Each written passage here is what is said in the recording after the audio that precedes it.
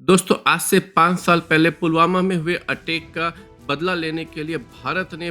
पाकिस्तान के अंदर जाकर बालाकोट के अंदर स्ट्राइक की थी और अब उस बात को हुए 5 साल हो चुके हैं और हम जानने की कोशिश करेंगे कि क्या 5 साल के बाद में इंडिया की जो डिफेंस कैपेबिलिटीज है उसके अंदर क्या कोई चेंज हुआ है। आइए इसके बारे में थोड़ा सा डिटेल में डिस्कस करने की कोशिश करते हैं। दोस्तों इससे पहले कि हम इस वीडियो में आगे बढ़े, आप सबसे एक रिक्वेस्ट है कि आप हमारे चैनल को सब्सक्राइब कीजिए और हमारे वीडियो को लाइक और शेयर करना मत भूलिएगा। दोस्तों आप सबको पता है कि 2019 की फरवरी में भारत की आर्मी के कॉन्वॉय के ऊपर एक टेररिस्ट अटैक हुआ था पुलवामा के अंदर और उसका बदला लेने के लिए भारत की सरकार ने पाकिस्तान के अंदर घुसकर बालाकोट के अंदर एयर स्ट्राइक करने का निर्णय लिया। पुलवामा हमले के लिए भारत की एयरफोर्स ने पाकिस्तान स्थित बालाकोट के अंदर टेरर कैंप पर हमला किया और उसके लिए भारत ने अपने मिराज 2000 यूज किए थे और उसके डिफेंस के लिए भारत के जो सुखोई 30 MKI थे उनको डिप्लॉय किया गया था। इस ऑपरेशन के लिए जैसा कि मैंने बताया कि भारत की एयरफोर्स ने मिराज 2000 का उपयोग किया और उसके ऊपर जो स्पाइस बॉम्ब थे उसके थ्रू जो है टेरर कैंप पर टारगेट किया गया और भारत की जो फाइटर जेट्स थे वो पाकिस्तान के एयर स्पेस के अंदर लगभग 1 मिनट तक रहते हैं और पाकिस्तान की एयरफोर्स उसको इंगेज करने में असफल रहती है। हालांकि पाकिस्तान की एयरफोर्स नेक्स्ट डे जो है इसका रिटालिएट करती है और भारत के ऊपर जो है हमला करती है। बालाकोट स्ट्राइक का रिस्पॉन्स करने के लिए पाकिस्तान की एयरफोर्स अगले दिन भारत के मिलिट्री इंस्टॉलेशन पर हमला करती है और इनको डिफेंड करने के लिए भारत के Su-30 MKI के 2 एयरक्राफ्ट जो है वो डिप्लॉय किए जाते हैं और पाकिस्तान जो है अपनी F-16 के थ्रू जिनके ऊपर AI-120 पाकिस्तान की जो बियॉन्ड विजुअल रेंज मिसाइल है जिसको कि उन्होंने यूएस से जो है एक्वायर किया था वो Su-30 MKI के ऊपर जो है अटैक करती है। लेकिन Su-30 MKI जो है वो अपना मैनेवर करते हैं और जो मिसाइलें पाकिस्तान की तरफ से आती है उससे सक्सेसफुली बच निकलते हैं और पाकिस्तान भी जो है डायरेक्टली ऐसा कोई भी कोशिश नहीं करता है जिससे कि भारत के जो मिलिट्री इंस्टॉलेशन होते हैं उन पर हमला किया जाए और उनको डिस्ट्रॉय किया जाए। वो एक तरीके से भारत को ये चेतावनी देते हैं कि जिस तरीके से आपने हमारे अंदर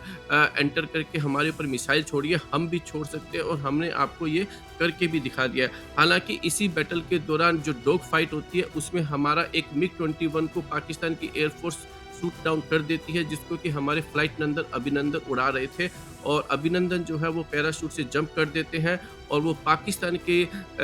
अंदर जो है वो कूद जाते हैं और वहीं पर जो है पाकिस्तान की मिलिट्री उनको अरेस्ट कर लेती है। अगले दिन पाकिस्तान की गवर्नमेंट फ्लाइट नंदन अभिनंदन को जो है वो छोड़ देती है और भारत को सौंप देती है और इसके साथ ही ये जो कॉन्फ्लिक्ट होता है वो खत्म हो जाता है। इसके अलावा उसी दिन दोस्तों भारत जो है गलती से अपना ही एक हेलीकॉप्टर Mi-17 को शूट डाउन कर देता है जिसके अंदर जो है हमारे 6 जो आर्मी के जवान है वो शहीद हो जाते हैं। इसके बाद में दोनों तरफ से दोस्तों क्लेम्स होते हैं कि ये वॉर और ये कॉन्फ्लिक्ट जो है इसके अंदर किसकी जीत हुई और इसके लिए हम जो है फटाफट जो है थोड़ा सा एक समरी में डिस्कस कर लेते हैं। देखिए जब पुलवामा अटैक हुआ था तो भारत की जो एयरफोर्स है वो काइंड ऑफ कारगिल के बाद में पहली बार अपनी एयरफोर्स को यूज करती है और पाकिस्तान की जो एयर स्पेस होता है उसको वायलेट करती है और जाकर जो है पहली बार एक स्पाइस बम का यूज करके उनके टेरर कैंप पर अटैक करती है। तो एक तरीके से ये एक बहुत बड़ा डिसीजन माना जाता है कि भारत की जो गवर्नमेंट है उसने लगभग 19 साल बाद में इस तरीके का कोई भी एक्शन लिया। और इसके साथ ही भारत की जो सरकार है वो ये क्लेम करती है कि हमने लगभग वहाँ पे 300 से 350 के आसपास जो टेररिस्ट थे उनको मार गिराया है। हालांकि इस पूरे क्लेम को न तो हमारी एयरफोर्स ने न ही हमारी इंटेलिजेंस एजेंसीज ने और न ही हमारी आर्मी किसी ने भी इस क्लेम को कंफर्म नहीं किया और न ही किसी भी फॉरेन जो रिलायबल सोर्सेज होते हैं जैसे कि यूके या फिर अमेरिका जैसी कंट्रीज ने इस चीज को जो है कंफर्म किया। इसके बाद में दोस्तों जब दूसरे दिन जब पाकिस्तान अटैक करता है तो वो भारत के MiG-21 को शूट डाउन कर देता है जो कि जो है पूरा वर्ल्ड जो है उसको एक्नॉलेज करता है और ऑब्वियसली क्योंकि फ्लाइट नंदन अभिनंदन जो है उनको पैराशूट से जंप करना पड़ा और पाकिस्तान के द्वारा उनको कैप्चर कर लिया गया था और बाद में उसको रिलीज किया गया। तो ये क्लियर हो गया था कि भारत का एक MiG-21 जो है वो डॉग फाइट के दौरान जो है वो डिस्ट्रॉय किया गया पाकिस्तान के एयर फ़ोर्स के थ्रू। और उसी तरीके से दोस्तों भारत ने भी एक क्लेम किया था कि हमने भी जो है एक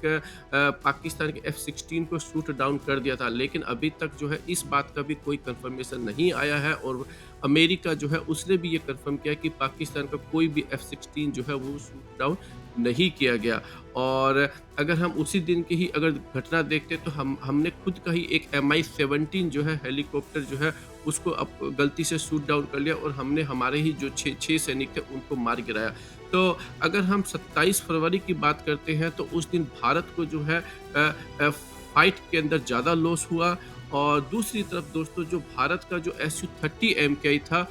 वो पाकिस्तान के किसी भी फाइटर प्लेन को जो है इंगेज नहीं कर पाया, और यहाँ तक कि वो कोई भी मिसाइल जो है उसको भी जो है लॉन्च नहीं कर पाया। तो एक तरीके से भारत जो है उसकी एयर फोर्स के अंदर ये एक बहुत ही बड़ी शॉर्टकमिंग निकली, बहुत बड़ी कमी निकली। और काफ़ी सारे जो एक्सपर्ट्स जो है वो ये भी बोलते हैं कि जिस तरीके से भारत क्लेम करता है, उस तरीके से उस दिन पाकिस्तान के कम से कम 3 या 4 जो है फाइटर जेट्स को भारत जैसी बड़ी एयर फ़ोर्स को ईज़िली जो है गिरा देना चाहिए था। लेकिन ऐसा कुछ भी नहीं हुआ, और भारत की जो एयर फ़ोर्स है वो पाकिस्तान की एयर फ़ोर्स के सामने जो है वो बेसिकली कमज़ोर नज़र आई। और दोस्तों अब बात करते हैं कि भारत की एयर फ़ोर्स की अब स्ट्रेंथ कैसी है कंपेयर टू 2019। देखिए, अगर हम ओवरऑल नंबर की बात करते हैं तो हमें ये नहीं भूलना चाहिए कि भारत की जो एयर फ़ोर्स की नंबर ऑफ जो एयरक्राफ्ट है, वो अब 2019 के मामले में कम हो गए हैं। और आपको ये जानकर बड़ी हैरानी होगी कि जो गवर्नमेंट 2014 के अंदर MMRCA जैसी एयरक्राफ्ट डील को फाइनलाइज़ करने के क्लेम के ऊपर आई थी, वो अभी तक जो है MRFA जो डील है उसको फाइनलाइज़ नहीं कर पाई, और केवल जो है 2021 के फरवरी में 83 तेजस LCA Mk1 का ही ऑर्डर कर पाई। और जैसा कि मैंने कहा दोस्तों कि भारत की सरकार ने केवल 83 तेजस LCA Mk1A का ऑर्डर किया, और वो भी दोस्तों इस पर्टिकुलर जो LCA Mk1A है उसका अभी तक एक भी एयरक्राफ्ट जो है वो प्रोडक्शन होकर कंप्लीट नहीं हुआ है। तो आप समझ सकते हैं कि भारत का जो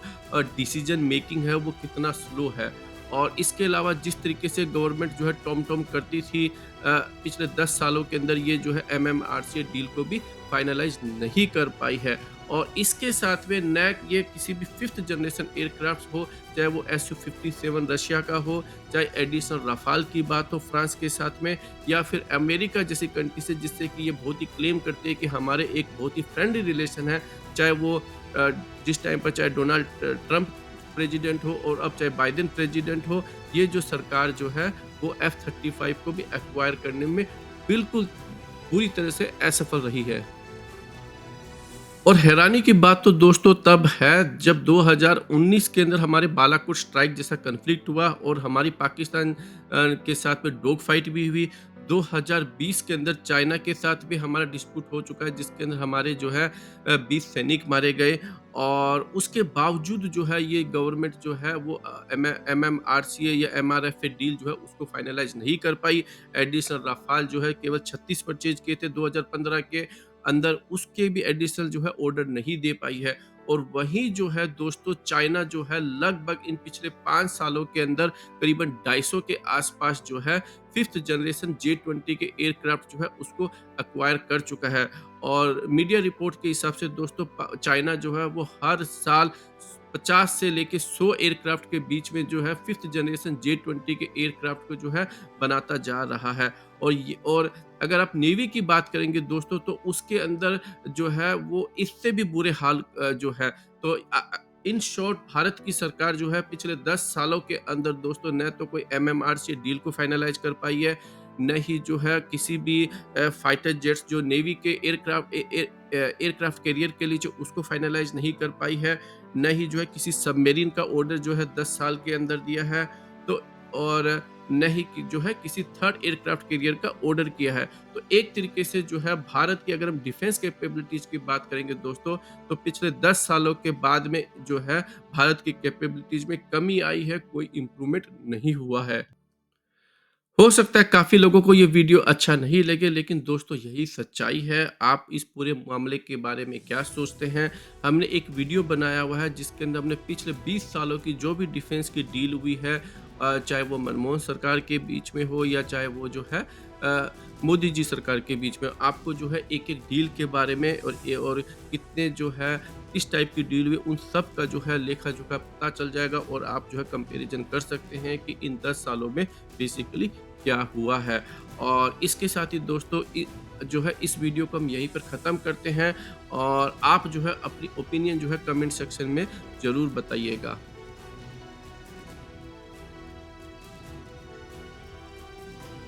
दोस्तों हमारा ऑब्जेक्टिव जो है बिल्कुल सच्चाई लाना है, इसको प्रॉपर जो है ईज़ी से ईज़ी वे से इसको एनालाइज़ करना है, जिससे कि लोगों को जो है सच्चाई का पता चल सके और लोग जो है इसको समझ सकें। आप हमारे चैनल को सब्सक्राइब कीजिए और हमारे वीडियो को लाइक और शेयर करना मत भूलिएगा।